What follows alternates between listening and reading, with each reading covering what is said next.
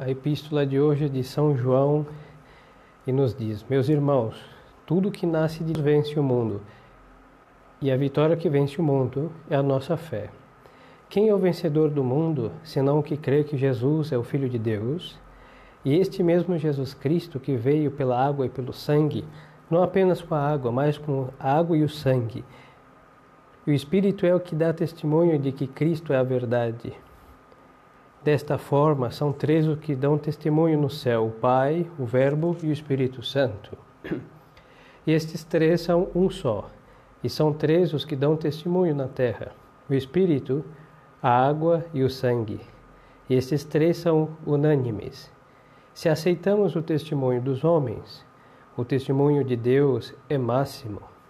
E este testemunho de Deus que é máximo é que ele testemunhou acerca de seu Filho, e o que acredita no seu Filho, no Filho de Deus, tem em si mesmo este testemunho de Deus. O Santo Evangelho é segundo São João e nos diz: Naquele tempo, na tarde daquele dia, que era o primeiro da semana, e estando fechadas as portas da casa onde os discípulos se achavam juntos, veio Jesus, pôs-se no meio deles e lhes disse: A paz seja convosco. E ao dizer isto, mostrou-lhe as mãos e o lado. Alegraram-se, pois, os discípulos ao ver o Senhor. Então disse-lhes novamente: A paz seja convosco. Assim como o Pai me enviou, assim também eu vos envio a vós. Tendo dito estas palavras, soprou sobre eles e disse-lhes: Recebei o Espírito Santo. Aqueles a quem perdoardes os pecados, se-lhe-ão perdoados, e àqueles a quem os retiverdes, se-lhe-ão retidos. Porém, Tomé, um dos 12, que se chamava Dídimo, não estava com eles quando veio Jesus. Disseram-lhe, pois, os outros discípulos: Vimos o Senhor. Ele, todavia, replicou-lhes: Se não vir nas suas mãos a abertura dos cravos, e não meter o meu dedo no lugar dos cravos, e não meter a minha mão no seu lado, não acreditarei. 8 dias depois, estavam seus discípulos outra vez na mesma casa, e Tomé com eles. Veio Jesus, estando as portas fechadas, pôs-se no meio e disse-lhe: A paz seja convosco. Depois disse-lhe a Tomé: Mete aqui o teu dedo e vê as minhas mãos. Aproxima também a tua mão e mete-a no meu lado, e não continues incrédulo, mas fiel. Tomé respondeu, dizendo: Meu Senhor e meu Deus. Jesus observou-lhe: Porque me viste, Tomé, acreditaste. Pois bem-aventurados que não viram e acreditaram. Outros muitos prodígios fez ainda Jesus na presença dos seus discípulos, que não foram escritos neste livro, porém foram escritos a fim de que acrediteis que Jesus é o Cristo, Filho de Deus, e para que acreditando tenhais a vida por virtude do seu nome. Em nome do Pai, do Filho e do Espírito Santo. Amém. Queridos fiéis, nós estamos no domingo chamado Inalbis. Antigamente, nos primórdios, nos primeiros séculos da nossa fé, os catecúmenos, ou seja, aqueles que eram candidatos ao santo batismo, se preparavam muito tempo. A preparação mais próxima para o batismo era o tempo quaresmal, em que cada semana eles iam recebendo a instrução e depois da instrução algum sinal sacramental, o sinal da cruz, o sal, o monção, o exorcismo, o que hoje nós, quando vamos batizar uma criança, um adulto, damos tudo em um rito contínuo. Outrora eram durante as semanas da Quaresma, e depois eles eram batizados de modo solene na Vigília Pascal. E ou até hoje, nós temos o nosso rito, graças a Deus, e a Santa Igreja, a entrega da veste branca. Então, também se entregava a veste branca, e os cristãos recém-batizados usavam esta veste durante os 8 dias, durante a oitava, ou seja, desde a Vigília Pascal que já celebrava a ressurreição de Nosso Senhor e a levavam diariamente até o dia de domingo, sábado, domingo, em que eles acabavam depondo esta veste branca, que era nada mais, e continua sendo nada mais, nada menos que o sinal. Nós temos que ter cuidado porque às vezes nós pensamos que um simbolismo é uma coisa só, um mero signo de muito superficial, não.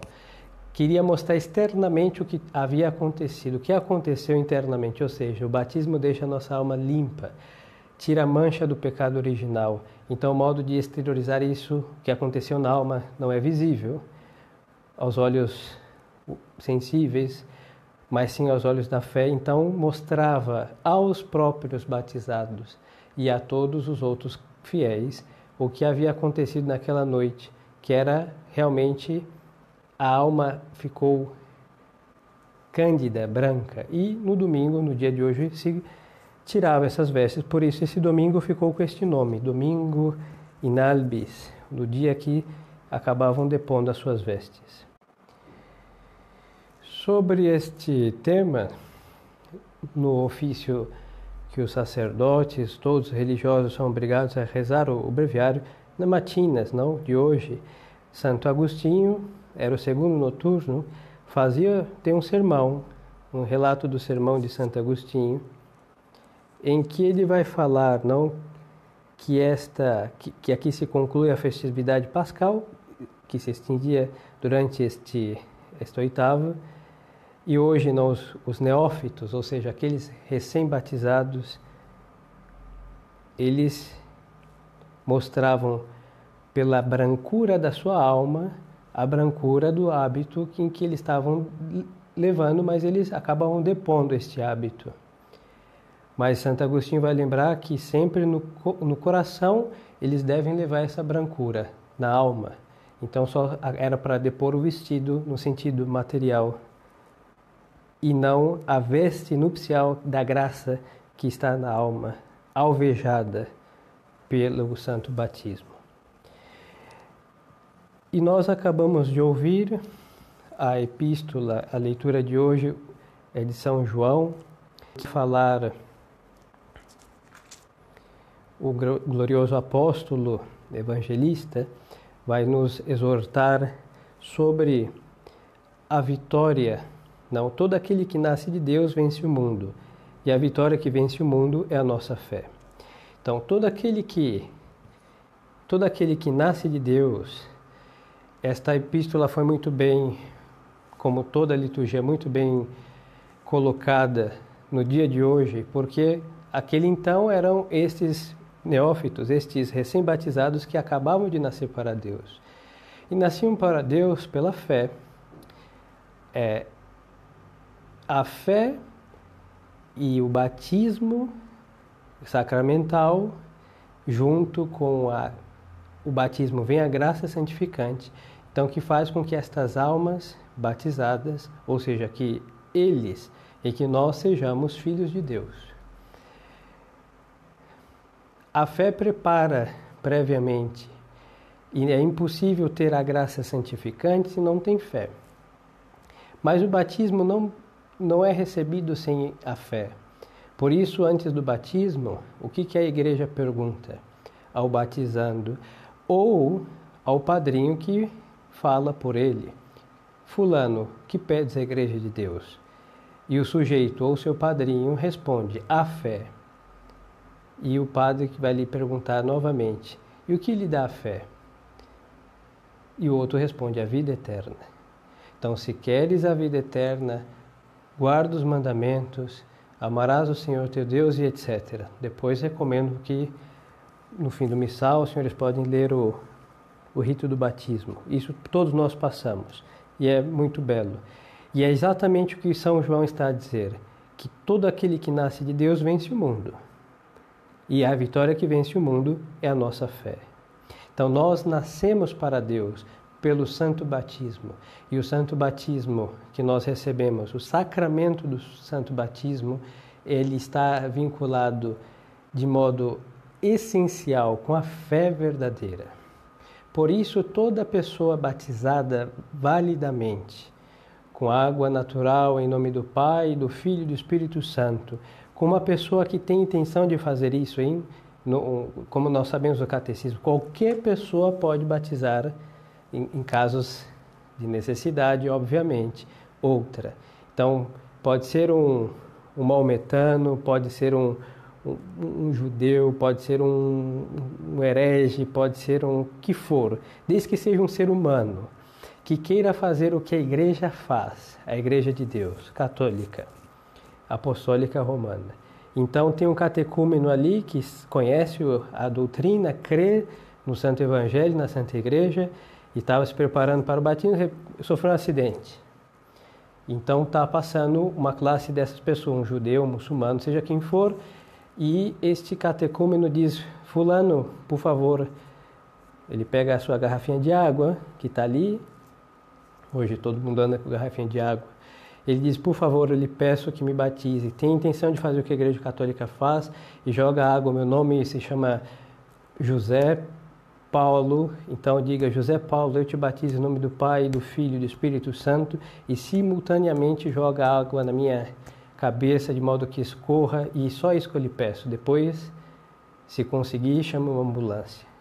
E essa pessoa faz isso. O que acontece? Aquele rapaz acaba de receber o batismo. E este rapaz, se recebeu o batismo válido, se foi feito como acabo de dizer, então tem a fé verdadeira e simultaneamente é filho de Deus e da igreja. É impossível batizar validamente e não fazer esta união como filho de Deus e filho da Santa Igreja. Porque é impossível ser filho de Deus e não ser filho da Santa Igreja. O batismo faz nascer para Deus no útero da Santa Igreja. A pia batismal tem esta conotação. É realmente o útero da Santa Igreja que nasce, que acaba fazendo nos pare para Deus. Exatamente. Por isso a Santa Madre Igreja é chamada Madre, Santa Mãe Igreja. E os sacramentos foram confiados à Santa Igreja para ela dar almas a Deus, a esposa de nosso Senhor Jesus Cristo. E nesta união dos filhos nascidos, que são os batizados. Então, todos os batismos válidos fazem. É verdade que, por exemplo, se alguém foi batizado validamente numa seita, numa congregação herética, aquele sujeito vai perder a fé com um pecado de fé contra a fé, e logo depois vai ter um pecado mortal e vai estar desconectado da igreja por causa do cisma da heresia, e desconectado também, obviamente, junto com estas censuras tem o pecado mortal, e pelo pecado mortal pessoal desconectado como um membro morto, mas herege cismático, um membro cortado da Santa Igreja. Então, voltando para a epístola, são os primeiros versículos que hoje a Santa Igreja nos faz ler. Então, todo aquele que nasce de Deus vence o mundo, e a vitória que vence o mundo é a nossa fé. Então, nós que somos batizados, o batismo válido faz com que este nascimento para Deus, nosso Senhor, seja a nossa vitória contra o mundo. O mundo ouvimos, e para evitar ouvir novamente, vamos explicar brevemente que esta palavra mundo, esse nome mundo se designa muitas coisas, não? Então, a criação, o mundo criado, no sentido mais natural que podemos considerar, observação, as plantas, animais, os planetas, constelações, etc. O universo. E também se designa este mundo como a congregação, ou seja, a união dos inimigos de Deus, porque eles são mundanos, são carnais, são terrenais. Então, com este nome mundano, não se designa a melhor classe de ser humano, não são. Então, nesse sentido que o Santo Apóstolo está a dizer, não, que vence este mundo. Porque no sentido natural, o mundo não é adverso a Deus e não é empecilho em si mesmo para a salvação das nossas almas. Mas o mundo, nesse segundo sentido que estamos a considerar, sim, necessariamente é inimigo de Deus e é um empecilho para a salvação das nossas almas. Por isso nosso Senhor disse: eu não rogo pelo mundo, Se o mundo vos odiou, saibam que me ha odiado primeiro a mim. Então, é neste sentido que o apóstolo está dizendo, considerando este mundo. Então, a vitória que vence o mundo é a nossa fé. Logo, como pode ser que a fé vença o mundo? Como que a vitória é a nossa fé, a espada vitoriosa contra este mundo? Porque este mundo age com o princípio da operação deste mundo é a incredulidade. O mundo, os mundanos, sabem que Deus existe. Para chegar no ateísmo é um processo com certa complexidade, uma profunda decadência moral, que é gradativa no ser humano, salvo algumas exceções, e requer um grande problema intelectual também, porque, como diz as Sagradas Escrituras, os céus narram a glória de Deus e as obras de suas mãos, não, o firmamento anuncia as obras de suas mãos. Então, é muito gritante a presença de Deus, de um ser criador de todas as coisas. Então, para chegar a esta capacidade de negá-lo, requer gradativamente um processo, e um processo que é violento. A moral, a imoralidade, a moral deixada de lado, ela vai nublando o intelecto, e a consciência grita, dizendo para aquela alma sair do pecado, e ela gosta do pecado e não quer deixar o pecado porque os seus amigos, são os seus companheiros, são os seus vizinhos, são os seus primos, são sua família, já são muito tempo, isso é muito divertido, mas só que pecado, isso vai se confessar, e acaba calando a consciência. E depois de calar a consciência, é preciso fazer o quê? Rasgar a lei moral, e como o legislador da lei moral é Deus, então desacreditá-lo, e depois que ele está desacreditado, está nada mais que reduzido a uma crendice, é muito fácil desprezá-lo absolutamente e dizer que ele não existe.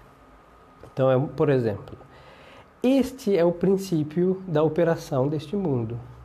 E nós enxergamos isso, queridos fiéis, de modo muito evidente. Basta considerar, não vamos tão longe, vamos considerar isso na própria alma. Quantas vezes o pecador diz: que pena que existe essa lei, porque se essa lei não existisse eu poderia fazer tal coisa. Isso é o princípio da rebeldia. Depois, como temos fé, graças ao bom Deus, e o temor, pelo menos de ir para o inferno, nos submetemos a essa lei.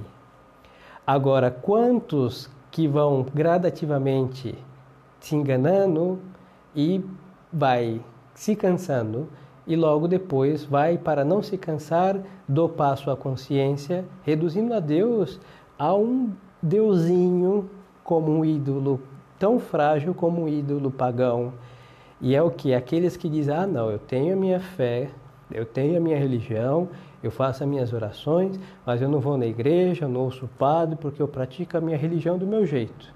Então ele tem um ídolo personalizado, que ele chama de Deus, em que ele, o sujeito, faz as suas leis, faz a sua religião, faz a sua regra. Então o seu Deus é ele mesmo. E vamos dar tempo, o diabo está cozinhando essa alma, a banho-maria, mas está cozinhando. E o que vai acontecer? O passo seguinte é a apostasia, que tinha sido prática.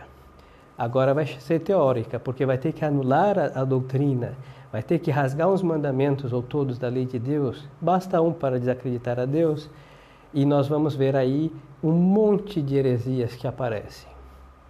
Por causa de não querer submeter-se a uma doutrina católica revelada por Deus, ensinada pelo Santo Evangelho, pelo Santo Magistério da Igreja, e depois, por uma dificuldade pessoal, por uma falta de força moral, uma falta de vida interior, e aí vamos ter por exemplo, eu vou saltar no tempo, vou saltar dos princípios dos séculos, falando dos neófitos, e vamos a 1517. Nós vamos ter o Martinho Lutero, em que vai ser nada mais que a concretização de tudo que ele disse. Uma tentativa de submeter-se a Deus, uma tentativa de piedade, uma tentativa de vida sacerdotal e o fracasso em tudo, o cansaço porque queria fazer isso com as suas próprias forças. Logo depois, o que vai acontecer? Vai fazer uma doutrina em que canonize todo o seu modus operandi, que é adverso a Deus, contrário ao Santo Evangelho, vai inclusive a Escritura colocando frases ou tirando coisas ou rasgando livros e vai fazer o que? Uma religião totalmente irracional em que o Deus dessa religião vai ser o que? Uma falsa razão. E aí ele vai parir o racionalismo, as revoluções e tantas mazelas que temos que sofrer as consequências no século em que vivemos, que este é o grande monstro que pariu todos eles. E por quê? Porque por incredulidade é a nossa fé, ou seja, a fé verdadeira, que vence as falácias, as falsidades deste mundo. É o que está dizendo o apóstolo. Isso é a palavra de Deus. E continua o apóstolo. E a vitória que vence o mundo é a nossa fé. Quem é o vencedor do mundo, senão aquele que crê que Jesus é o Filho de Deus? E este mesmo Jesus que veio pela água e pelo sangue, não apenas com a água, mas com a água e o sangue. E aqui nós vamos ver o quê? Que aquele que crê, ou seja, aquele que submete ao Evangelho de Nosso Senhor, à doutrina de Nosso Senhor, este que vence o mundo. Este que vence o mundo. Mas poderíamos ser mal interpretados, ou eu poderia estar a explicar de modo precário e daria a entender que então é só a nossa fé que vence esse mundo. Então eu creio e já está tudo resolvido. Não. O princípio é o seguinte: aquele que crê, ou seja, aquele que professa a fé integramente, vence este mundo. Mas só que não consiste somente no assentimento de fé. Esta é uma parte que necessariamente vai levar a quê? A obrar em coerência, em consequência com esta fé professada. E aí nós vamos ao Santo Evangelho de hoje. São João, o mesmo apóstolo, está a relatar aqui um acontecimento. Nosso Senhor havia morrido e os apóstolos estavam reunidos no cenáculo. E é só uma aclaração, na tradução desta Bíblia, deste missal, saltaram, pularam uma palavra. Aqui diz, não, na tarde do primeiro dia, que era o primeiro da semana, estando fechadas as portas da casa onde os discípulos se achavam juntos. Bom, no latim vai dizer que os apóstolos estavam reunidos numa casa, não com medo, com as portas fechadas, com medo dos judeus. Eu coloco aqui o méton que havia sido suprimido, não sei o que aconteceu com o tradutor, mas a tradução, mas esta palavra é importantíssima. Por quê? Nós vimos que a vitória ao mundo é aquele que crê em Jesus Cristo, que Jesus Cristo é o Filho de Deus. Então, aquele que crê que Jesus Cristo é o Filho de Deus, ele vai acreditar em Jesus Cristo de modo pleno, com a fé divina, porque Jesus Cristo é uma pessoa divina. Logo, se é o Filho de Deus, Jesus Cristo, que morreu crucificado, ele é o vencedor da morte, porque é Filho de Deus. Aqui estão os apóstolos, com medo dos judeus. E os apóstolos que há poucos dias atrás tinham sido sagrados bispos, Nosso Senhor tinha revelado todos os segredos do seu coração, e eles viram a horrível paixão e morte de Nosso Senhor e a crueldade dos judeus que fizeram isso com Nosso Senhor. Eles temiam que ia chegar a vez deles. Então aqui o medo, não? Essa paixão no sentido bem humano. Mas Nosso Senhor vai dizer o quê? Vendo estas almas temerosas, medrosas, vai chegar e vai dizer: a paz esteja convosco. Voltamos. a vitória contra este mundo é a nossa fé. Quando a nossa fé não está nublada ou tocada por nossas paixões, mesmo que tendo certos temores que são naturais, como o medo da morte, isso pode seguir numa alma, mesmo tendo muita fé.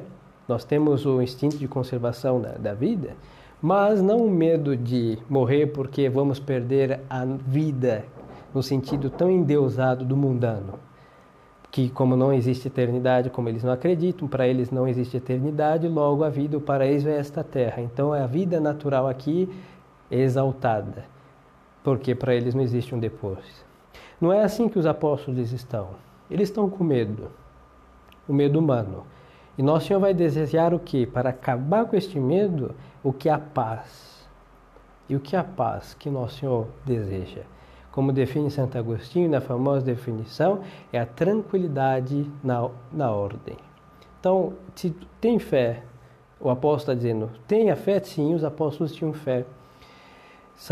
Tem um papa, eu não me lembro se é Bento, é um dos papas bentos, não sei se é o 13, o 14. Um pontífice comentando sobre a paixão de Nosso Senhor, vai dizer que os apóstolos não perderam a fé, porque a igreja está instituída e a igreja não pode permanecer somente com a fé de uma pessoa, neste caso em Maria Santíssima. Não, os apóstolos têm fé, mas aquela fé está como que titubeando-se, porque viram coisas horríveis a paixão de Nosso Senhor, mas tem fé. Mas quando esta fé é levada à consequência não fanática, não, mas a consequência na ordem de Deus. Ele disse o quê? 3 dias depois eu vou ressuscitar. Espere os 3 dias, São Pedro. Espere os 3 dias, Santo André. Espere os 3 dias, São Bartolomeu. E verás que ele vai ressuscitar. Então, em 3 dias, os judeus não vão poder matar os 12. Então, só esperem 3 dias. É isso daqui que vamos atrevidamente criticar o medo dos apóstolos. Porque o mesmo Deus que fez tantos proezas, maravilhas, prodígios, milagres, e ele diz que 3 dias ele ia voltar, espere os 3 dias. Então, Nosso Senhor quer dissipar, porque a nossa fé, em coerência com o que assentimos, o que devemos esperar, o que devemos fazer, não deve ter este medo. Ou seja, as paixões da alma, as paixões humanas, não devem repercutir no obrar da fé, nem nas coisas a fazer e muito menos nas coisas que devemos esperar da nossa fé. E Nosso Senhor deseja a paz, e esta paz vai dissipar o medo destes apóstolos. E para ressaltar mais a fé, a importância da fé, há um acontecimento providencial, bem providência, porque estava São Tomé ausente desta primeira aparição de Nosso Senhor aos 11. Então eram 10 apóstolos presentes na primeira aparição. Quando aparece o 11º, ele vai dizer, eu só acredito se eu colocar o dedo dentro das suas chagas e do seu lado aberto. E isso é por um lado, muito belo ver, ouvir, ler essas palavras. Por quê? Porque seguramente, quando desceu o corpo de Nosso Senhor, os apóstolos viram a sepultura de Nosso Senhor, não? O sepultamento de Nosso Senhor, e devem ter visto a profundidade dos cravos, que varou de um lado a outro, o lado aberto de Nosso Senhor. Viram. Então, São Tomé está com estas chagas impressas nos seus olhos, dizendo, se eu colocar minha mão ali dentro, ou seja, era uma chaga imensa, e se eu colocar o meu dedo dentro das chagas das suas mãos e pés, eu vou acreditar. E Nosso Senhor, com a delicadeza de Deus, ele ouve essas palavras, obviamente, porque Deus sabe absolutamente tudo. E vai aparecer uma semana depois e vai corresponder a isso que o apóstolo disse. Se eu pôr as mãos, eu acredito. Porque Nosso Senhor não quer, Nosso Senhor não permite, Nosso Senhor não tolera a incredulidade. E por isso, por quê? Porque a incredulidade já é a derrota já é o fracasso da alma, já é o naufrágio geral. E nosso Senhor vai falar, vai mostrar-se, manda ele pôr o dedo, manda ele pôr a mão na chaga do lado aberto e vai dizer: Tomás, não seja incrédulo, mas fiel. Fiel. Esta é a condição segunda. A fé reclama a fidelidade. E a fidelidade é o quê? Nada mais que este obrar com a confiança alheia, nesse caso, a fidelidade de Deus, que reclama a nossa pontualidade, perseverança, constância, para não trair o pacto, não trair a união feita com Deus nosso Senhor. Então, nosso Senhor vai dizer: toque, hein? Põe a mão aqui e não sejas incrédulo, mas fiel. A fidelidade que a fé exige. Então, queridos fiéis, não é só fé, não é só fé e não é só fé no sentido luterano. É fé e obras, boas obras, porque sem as boas obras nós não podemos salvar a nossa alma. E diz o apóstolo Santiago, hein? O diabo crê e treme.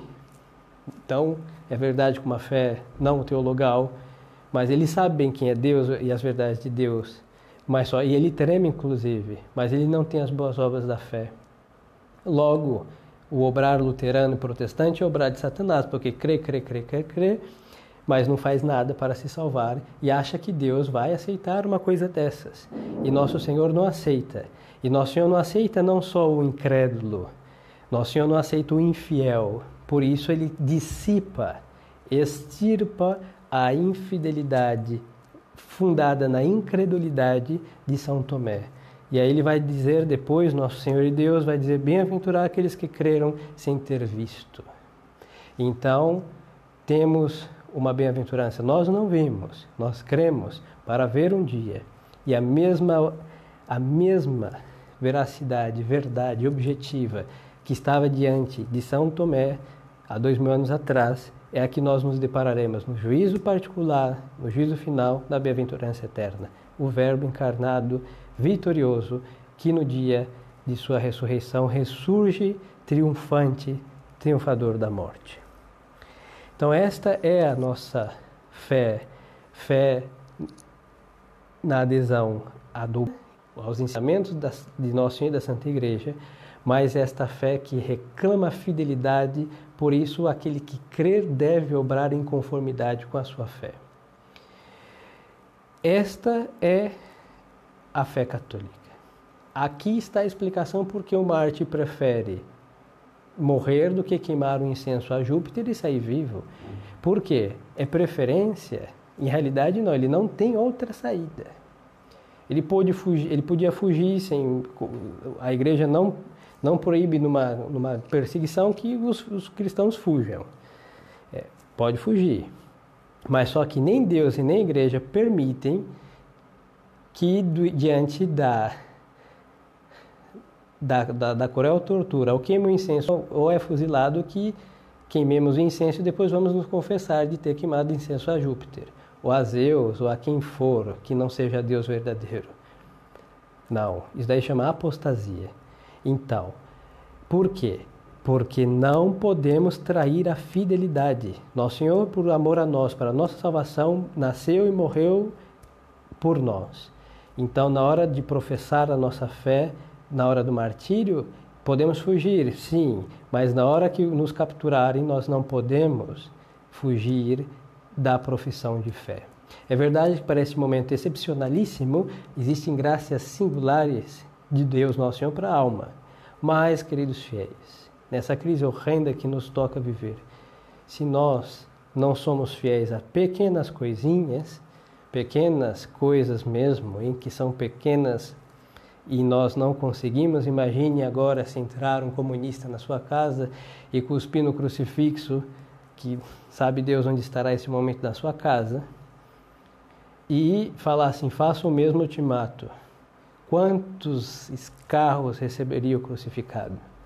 Porque nós somos bando de covardes. E queremos assim manter a tradição católica, conservar o santo sacrifício da missa, manter o sacerdócio católico, tentar fazer triunfar a Santa Igreja, quando que nós não temos a menor fidelidade nas pequenas e ínfimas coisas da vida de oração diária da manhã, um horário para acordar, um momento de estudo, um momento em família, a suportar as fragilidades do próximo, tentar ser menos pesado para o próximo, rezar um terço, pelo menos um terço, mas o ideal é um rosário, tentar fazer algum sacrifício para assistir à Santa Missa. Hoje todo mundo quer missa, né? Quando não se tem, todo mundo quer Santa Missa, mas quando ela está a poucos quilômetros, todos dão desculpa para não ir.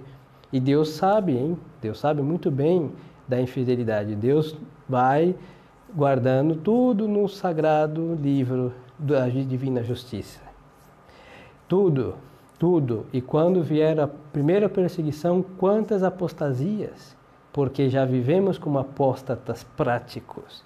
Mesmo que falemos do modernismo, do não sei o quê, do tradicionalismo não sei o quê, rotulamos tanta gente de traidor, de não sei que coisa, sendo que nossa ficha, hein, está no arquivo de traidores e de Judas, quem sabe que não, quem sabe que sim, é as suas consciências, nossas consciências e o bom Deus. Por isso, queridos fiéis, se nós queremos salvar nossa alma, é a fé que dá vitória contra todos os inimigos da nossa salvação. Mas é a fé fiel, é o fiel católico fiel à fé, à Santa Igreja e à moral que vai salvar a sua alma. Então peçamos essa graça nesta festa que nós vamos estender por muitos domingos até celebrar a ressurreição, a ascensão de nosso Senhor Jesus Cristo. Então, o tempo pascal. Então, peçamos ao nosso Senhor a graça de colocar os nossos dedos, as nossas mãos, nas chagas que nós nos deparamos em cada comunhão, que aí nós recebemos nosso Senhor imolado, mas vivo e ressuscitado também, mais um cordeiro imolado, como diz o Apocalipse, né? O cordeiro imolado desde o princípio dos séculos, não?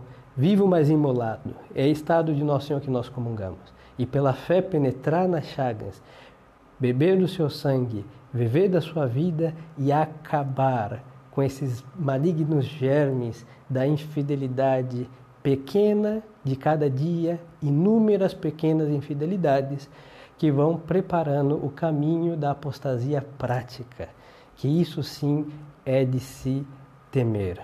Que Nossa Senhora tenha de nós compaixão e piedade, já que somos preços do sangue de seu Filho, de suas lágrimas dolorosas, do seu coração transpassado, que ela interceda por todos nós. Amém. Em nome do Pai, e do Filho, e do Espírito Santo. Amém.